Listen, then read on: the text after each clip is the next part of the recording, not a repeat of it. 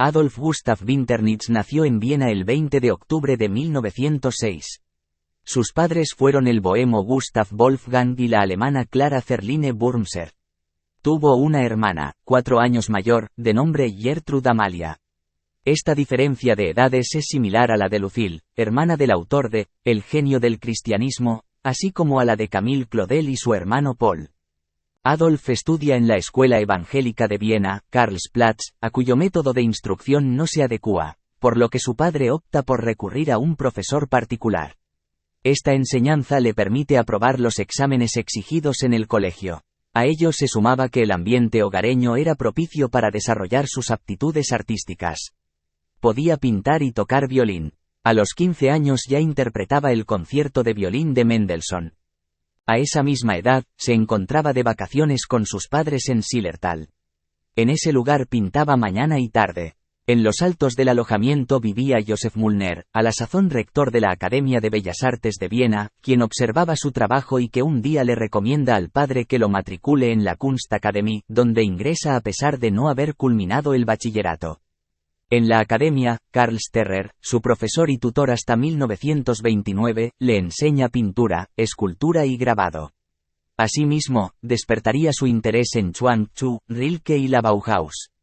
Winternitz aquilataría esa orientación y no la olvidaría. Sterrer, un año más tarde, formaría parte del jurado, que con Matisse y otros colegas, premiaría a Picasso en la Exposición Internacional del Carnegie Institute de 1930. Winternitz internalizó las enseñanzas de su maestro y 50 años más tarde, publicaría una versión de 7 parábolas de Chuang Tzu. En la década del 40, como recuerda Fernando de Sislo, había hecho lo mismo con las cartas a un joven poeta, que leía a sus estudiantes. Igualmente, dirigiría su atención, según un enfoque propio, a la integración de las artes. Entregado a los estudios abandona el violín unos años. Culminados estos viaja, gracias a la ayuda de su padre, por varios países de Europa con amigos artistas, como Gunther von Bassel y Hans Fronius. Conoce Hanna Pollack, concertista de piano, quien será su futura esposa en 1931. Posteriormente, vuelve a dedicarse regularmente a la música de cámara. En 1932 lleva a cabo su primera muestra individual en el Palazzo Feroni, Florencia.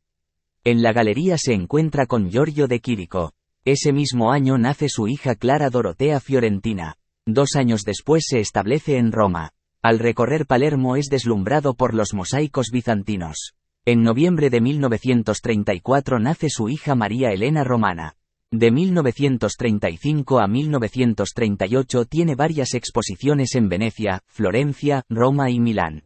En ese lapso de tiempo se convierte, con su familia, al catolicismo y seguidamente modifica su nombre y finalmente adopta el de Adolfo Cristóbal.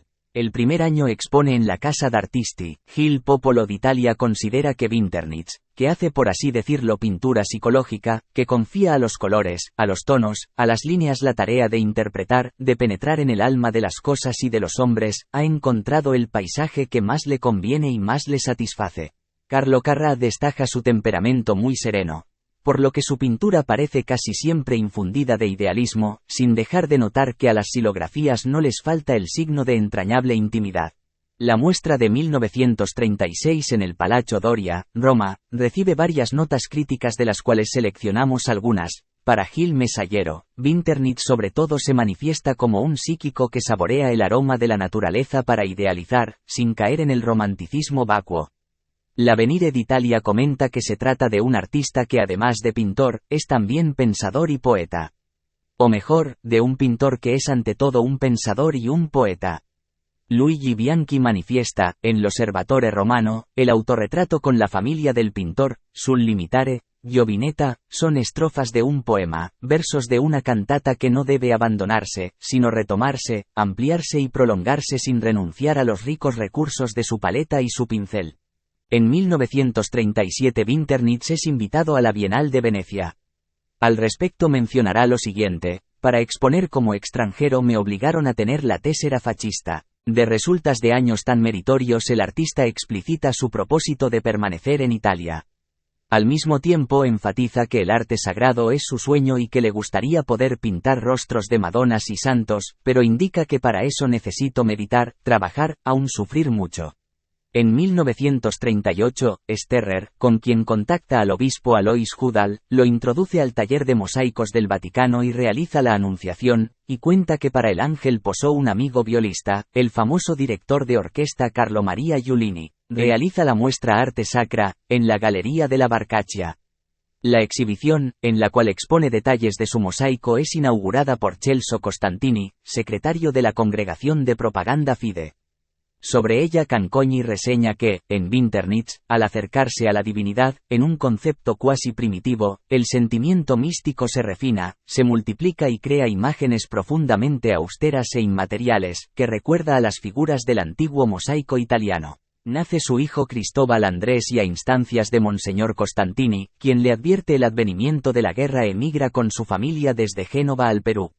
El 15 de marzo se había producido la anexión de Austria por parte de Alemania. Es un viaje de 3 semanas en la nave Virgilio, durante las que escribe un método para una escuela moderna de arte. Este contexto histórico, como muchos momentos de su vida, lo considera una gracia de la providencia.